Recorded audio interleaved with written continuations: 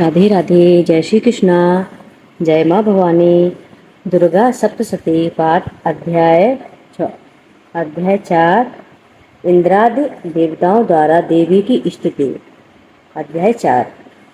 महर्षि मेधा बोले, देवी ने जब पराक्रमी दुरात्मा महिषासुर को मार गिराया और असुरों की सेना को मार दिया, तब इंद्र आदि समस्त देवता अपने सिर तथा शरीर को झुकाकर भगवती की स्तुति करने लगे। जिस देवी ने अपनी शक्ति से यह जगत व्याप्त किया है और जो संपूर्ण देवताओं तथा महर्षियों की पूजनीय है, उस अंबिका को हम भक्ति पूर्वक नमस्कार करते हैं। वह हम सबका कल्याण करे। जिस अतुल प्रभाव और बल का वर्णन भगवान विष्णु, शंकर और ब्रह्मा जी भी नहीं कर सके, वही चंडिका देवी इस संपूर्ण जगत का पालन करे और अशुभ भय का नाश करे। पुण्यात्माओं के घरों में तुम स्वयं लक्ष्मी रूप हो और पापियों के घरों में तुम अलक्ष्मी रूप हो और सतकुल में उत्पन्न होने वालों के लिए तुम लज्जा रूप होकर उनके घरों में निवास करती हो। हम उस दुर्गा भगवती को नमस्कार करते हैं। हे देवी, इस विश्व का पालन करो। हे देवी, हम तुम्हारे अचिंत्य रूप का किस प्रकार वर्णन करें। असुरों का नाश करने वाले भारी पराक्रम तथा समस्त देवताओं और दैत्यों के विषय में जो तुम्हारे पवित्र चरित्र हैं, उनको हम किस प्रकार वर्णन करें। हे देवी, त्रिगुणात्मिका होने पर भी तुम संपूर्ण जगत की उत्पत्ति का कारण हो। हे देवी, भगवान विष्णु, शंकर आदि किसी भी देवता ने तुम्हारा पार नहीं पाया। तुम सबकी आश्रय हो। यह संपूर्ण जगत तुम्हारा ही अंश रूप है, क्योंकि तुम सबकी आदिभूत प्रकृति हो। हे देवी, तुम्हारे जिस नाम के उच्चारण से संपूर्ण यज्ञों में सब देवता तृप्ति लाभ करते हैं, वह स्वाहा तुम ही हो। इसके अतिरिक्त तुम पितरों की तृप्ति का कारण हो, इसलिए सब आपको स्वधा कहते हैं। हे देवी, वह विद्या जो मोक्ष को देने वाली है, जो अत्यंत महाज्ञान स्वरूपा है, तत्वों के सार को वश में करने वाले, संपूर्ण दोषों को दूर करने वाले, मोक्ष की इच्छा वाले मुनिजन जिसका अभ्यास करते हैं, वह तुम ही हो।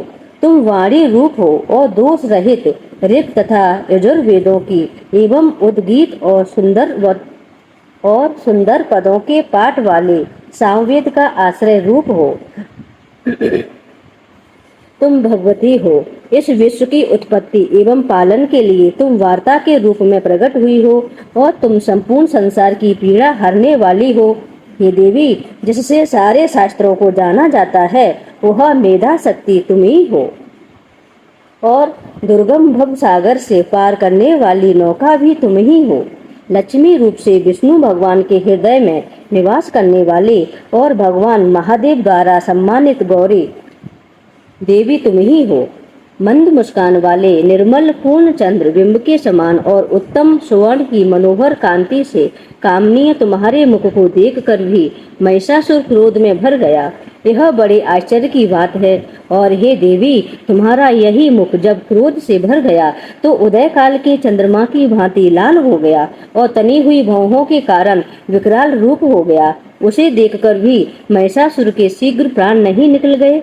यह बड़े आश्चर्य की बात है। आपके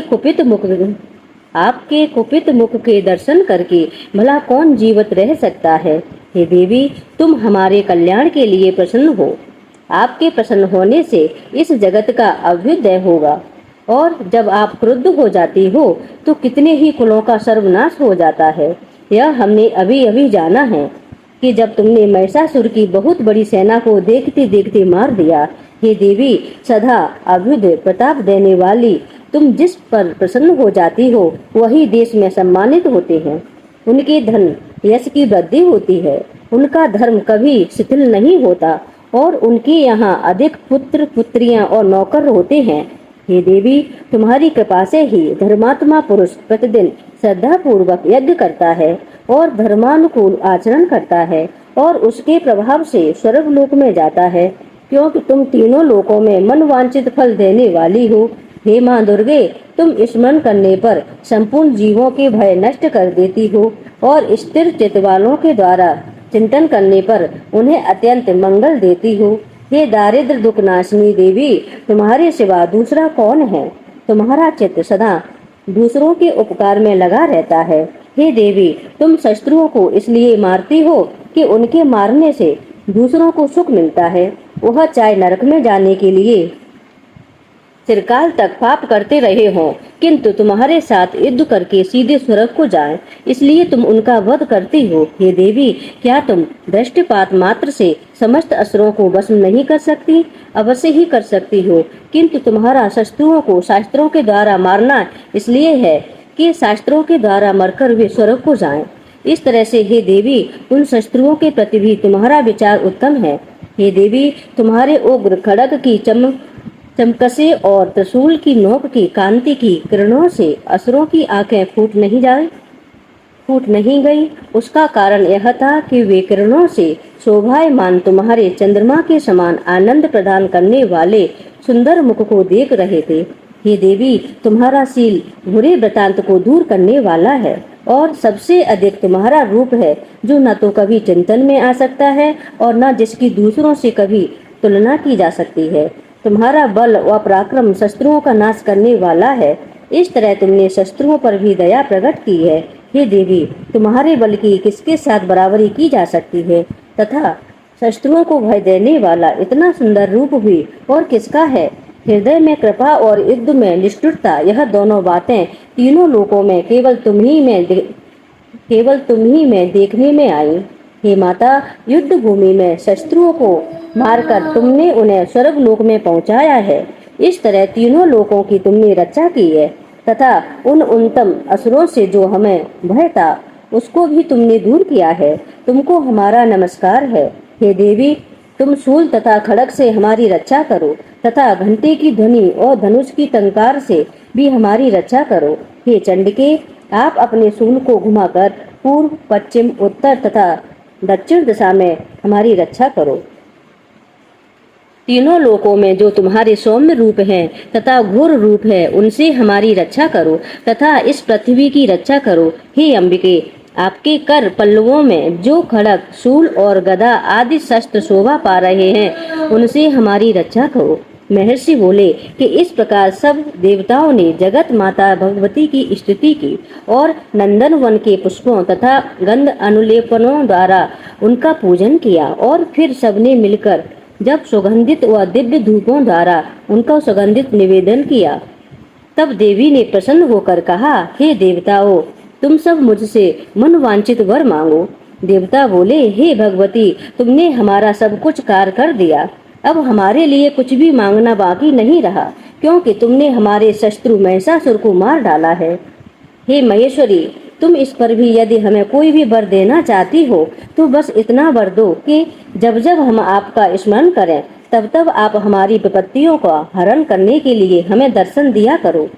हे अंबिके, जो कोई भी तुम्हारी स्तुति करे तुम उनको वित्त, समृद्धि और वैभव देने के साथ ही उनके धन और स्त्री आदि संपत्ति बढ़ावे और सदा हम पर प्रसन्न रहें। महर्षि बोले, हे राजन, देवताओं ने जब जगत के लिए तथा अपने लिए इस प्रकार प्रश्न किया तो बस तथास्तु कहकर देवी अंतर्ध्यान हो गईं। हे भूप, जिस प्रकार तीनों लोकों का हित चाहने वाली वह भगवती देवताओं के शरीर से उत्पन्न हुई थी, वह सारा वृतांत मैंने तुमसे कह दिया। और इसके बाद दुष्ट असुरों तथा शुंभ निशुंभ का वध करने और सब लोगों की रक्षा करने के लिए जिस प्रकार गौरी देवी के शरीर से उत्पन्न हुई थी, वह सारा वृतांत मैं यथावत वर्णन करता हूँ। जय मां भवानी। 5वां अध्याय। महर्षि मेधा ने कहा, पूर्व काल में शुंभ निशुंभ नामक असुरों ने अपने बल के मद से इंद्र का त्रिलोकी का राज्य और यज्ञों के भाग छीन लिए, और वह दोनों इस प्रकार सूर्य, चंद्रमा, धर्मराज और वरुण के अधिकार भी छीनकर स्वयं ही उनका उपयोग करने लगे। वायु और अग्नि का कार्य भी वही करने लगे, और इसके बाद उन्होंने जिन देवताओं का राज्य छीना था उनको अपने अपने स्थान से निकाल दिया। इस तरह से अधिकार छीने हुए तथा दैत्यों द्वारा निकाले हुए देवता अपराजिता देवी का स्मरण करने लगे कि देवी ने हमको वर दिया था कि मैं तुम्हारी संपूर्ण विपत्तियों को नष्ट करके रक्षा करूंगी। ऐसा विचार कर सब देवता हिमालय पर गए और भगवती विष्णु माया की स्तुति करने लगे। देवताओं ने कहा, हे देवी को नमस्कार है, शिव को नमस्कार है, प्रकृति और भद्रा को नमस्कार है। हम लोग रौद्रा, नित्या और गौरी को नमस्कार करते हैं। ज्योत्सनामयी, चंद्र रूपणी और सुख रूपा देवी को निरंतर नमस्कार है। शरणागतों का कल्याण करने वाली वृद्धि और सिद्ध रूपा देवी को हम बार बार नमस्कार करते हैं। और नैऋत्य, राजाओं की लक्ष्मी तथा सर्वाणी को नमस्कार है। दुर्गा को, दुर्ग स्थलों को पार करने वाली दुर्गपारा को, सारा सर्व कारिणी ख्याति कृष्ण और ध्रुम देवी को सदैव नमस्कार है। अत्यंत सौम्य तथा अत्यंत रौद्र रूपा को हम नमस्कार करते हैं। उन्हें हमारा बारंबार प्रणाम है। जगत की आधारभूत कृति देवी को बार बार नमस्कार करते हैं। जिस देवी को प्राणी मात्र विष्णु माया कहते हैं, उसको नमस्कार है, उसको नमस्कार है, उसको नमस्कार है। जो देवी संपूर्ण प्राणियों में चेतना कहलाती है, उसको नमस्कार है, उसको नमस्कार है, उसको नमस्कार है। जो देवी संपूर्ण प्राणियों में बुद्धि रूप से स्थित है, उसको नमस्कार है, उसको नमस्कार है, उसको नमस्कार है। जो देवी सब प्राणियों में निंद्रा रूप से विराजमान है, उसको नमस्कार है, उसको नमस्कार है, उसको नमस्कार है। जो देवी संपूर्ण प्राणियों में क्षुधा रूप से विराजमान है, उसको नमस्कार है, उसको नमस्कार है, उसको नमस्कार है। जो देवी संपूर्ण प्राणियों में छाया रूप में स्थित है, उसको नमस्कार है, उसको नमस्कार है, उसको नमस्कार है। जो देवी सब प्राणियों में सत्य रूप से स्थित है, उसको नमस्कार है, उसको नमस्कार है, उसको नमस्कार है। जो देवी संपूर्ण प्राणियों में तृष्णा रूप से स्थित है, उसको नमस्कार है, उसको नमस्कार है, उसको नमस्कार है। जो देवी सब प्राणियों में शांत रूप से स्थित है, उसको नमस्कार है, उसको नमस्कार है, उसको नमस्कार है। जो देवी सब प्राणियों में जात रूप से स्थित है, उसको नमस्कार है, उसको नमस्कार है, उसको नमस्कार है। जो देवी सब प्राणियों में लज्जा रूप से स्थित है, उसको नमस्कार है, उसको नमस्कार है, उसको नमस्कार है। जो देवी सब प्राणियों में श्रद्धा रूप से स्थित है, उसको नमस्कार है, उसको नमस्कार है, उसको नमस्कार है। जो देवी संपूर्ण प्राणियों में कांति रूप से स्थित है, जो देवी सब प्राणियों में लक्ष्मी रूप से स्थित है, उसको नमस्कार है, उसको नमस्कार है, उसको नमस्कार है।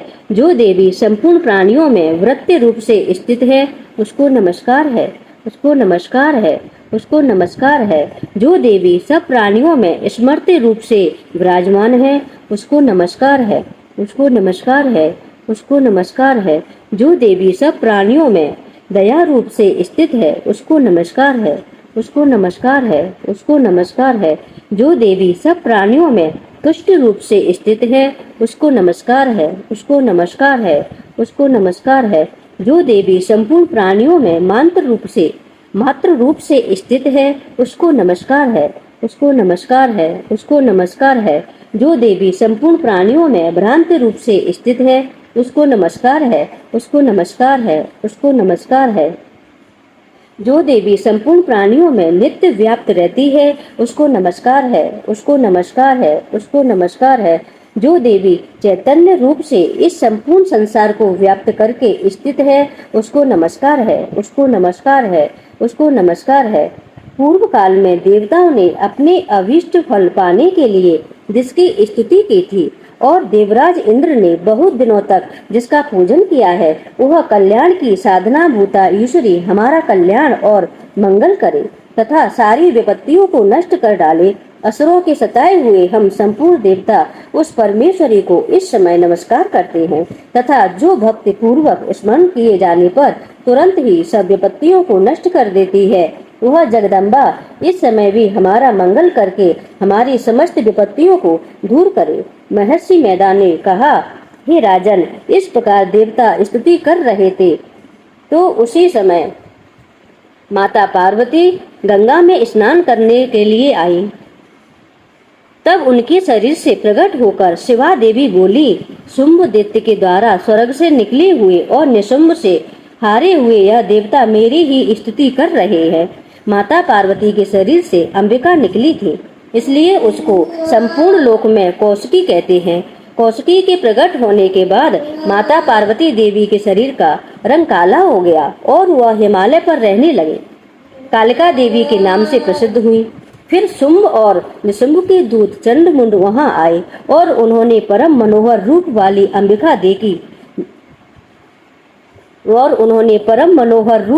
अंबिका देवी को देखा। फिर वह शुंभ के पास जाकर बोले, महाराज, एक अत्यंत सुंदर स्त्री हिमालय को प्रकाशित कर रही है। वैसा रंग रूप आज तक हमने किसी स्त्री में नहीं देखा। हे असुरेश्वर, आप यह पता लगाए कि वह कौन है और उसको ग्रहण कर ले। वह स्त्री स्त्रियों में रत्न है। वह अपनी कांति से दसों दिशाओं को प्रकाशित करती हुई वहाँ स्थित है, इसलिए आपको उसको देखना उचित है।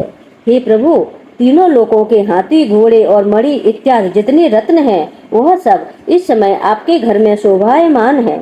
हाथियों में रत्न रूप ऐरावत हाथी और उच्चेश्रवा नामक घोड़ा तो आप इंद्र से ले आए हैं। हंसों द्वारा जुता हुआ विमान जोग के ब्रह्मा जी के पास था, अब भी आपके पास है।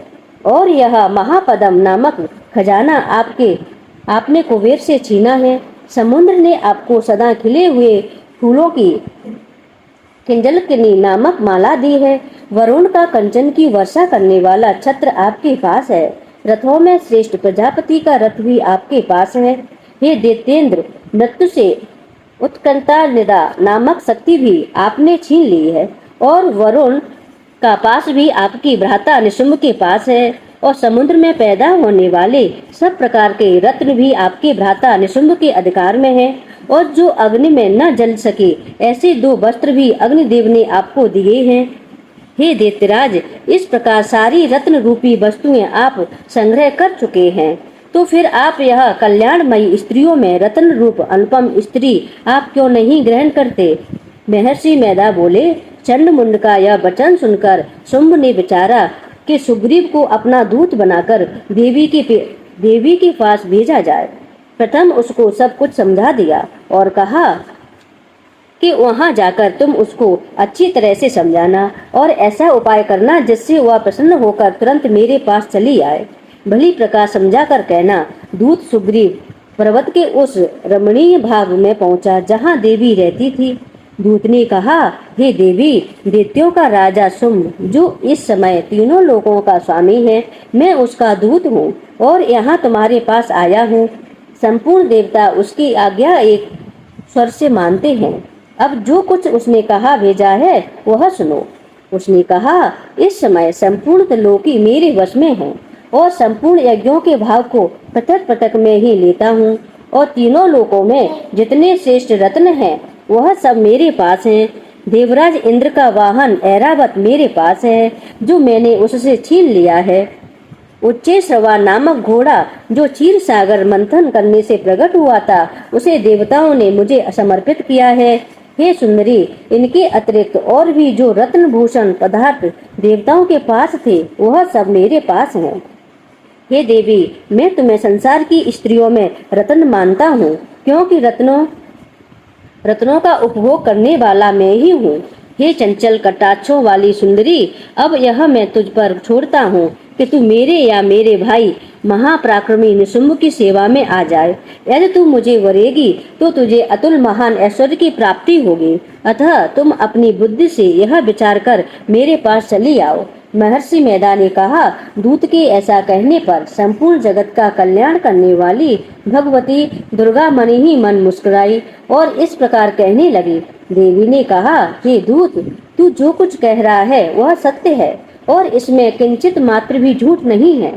शुंभ इस समय तीनों लोकों का स्वामी है और निशुंभ भी उसी की तरह पराक्रमी है, किंतु इसके संबंध में मैं जो प्रतिज्ञा कर चुकी हूँ उसे मैं कैसे झुठला सकती हूँ। अतः तू मैंने जो प्रतिज्ञा की है उसे सुन। जो मुझे युद्ध में जीत लेगा वह मेरे अभिमान को खंडित करेगा तथा बल में मेरे समान होगा, वही मेरा स्वामी होगा। इसलिए शुंभ अथवा महापराक्रमी निशुंभ यहाँ आवे और युद्ध में जीत कर मुझसे विवाह कर ले। इसमें भला देर की क्या आवश्यकता है? दूत ने कहा कि हे देवी, तुम अभिमान में भरी हुई हो, मेरे सामने तुम ऐसी बात न करो। इस त्रिलोकी में मुझे तो ऐसा कोई दिखाई नहीं देता जो कि शुंभ और निशुंभ के सामने ठहर सके।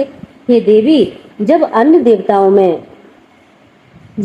देवताओं में से कोई शुंभ या निशुंभ के सामने युद्ध में ठहर नहीं सका, तो फिर तुम जैसी स्त्री उनके सामने रणभूमि में ठहर सकेंगे। जिस शुंभ आदि असुरों के सामने इंद्र आदि देवता नहीं ठहर सके, तो फिर तुम अकेली स्त्री उनके सामने कैसे ठहर सकोगी। अतः तुम मेरा कहना मानकर उनके पास चली जाओ, नहीं तो जब वह तुम्हें केश पकड़कर घसीटते हुए ले जाएंगे तो तुम्हारा गौरव नष्ट हो जाएगा। इसलिए मेरी बात मान लो। देवी ने कहा, जो कुछ तुमने कहा ठीक है। शुंभ और निशुंभ बड़े बलवान हैं, लेकिन मैं क्या कर सकती हूँ, क्योंकि मैं बिना विचारे प्रतिज्ञा कर चुकी हूँ। इसलिए तुम जाओ और मैंने जो कुछ कहा है वह सब आदर पूर्वक असुरन से कह दो। इसके बाद जो वह उचित समझे वह करें। जय मां भवानी।